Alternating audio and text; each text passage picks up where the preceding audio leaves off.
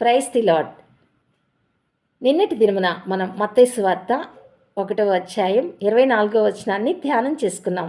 ఈ రోజున మనం 25వ వచనాన్ని ధ్యానం చేసుకుందాం.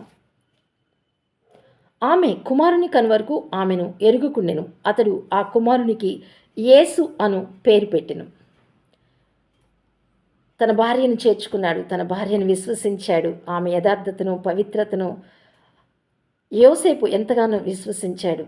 సాక్షాత్తు ప్రభుదూతే తనకు కలలో ప్రత్యక్షమై సత్యాన్ని బయలుపరిచినందున రక్షకుడు ఆమె గర్భాన పుడతాడని ఆయన యోసేపు ఎంతగానో విశ్వసించి ఆమెను ముట్టలేదు.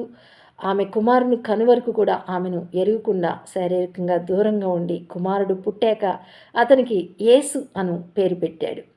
యేసు అను పదానికి హెబ్రీ భాషలో యెహోషువ రక్షిస్తాడు అని అర్థం. యెహోషువ అనే పేరులాగానే యెహోవా రక్షిస్తాడు అనే పేరు హెబ్రీ పదంలో వ్రాయబడి ఉంది. ఆయన రక్షించే దేవుడు, రక్షకుడు. God bless you.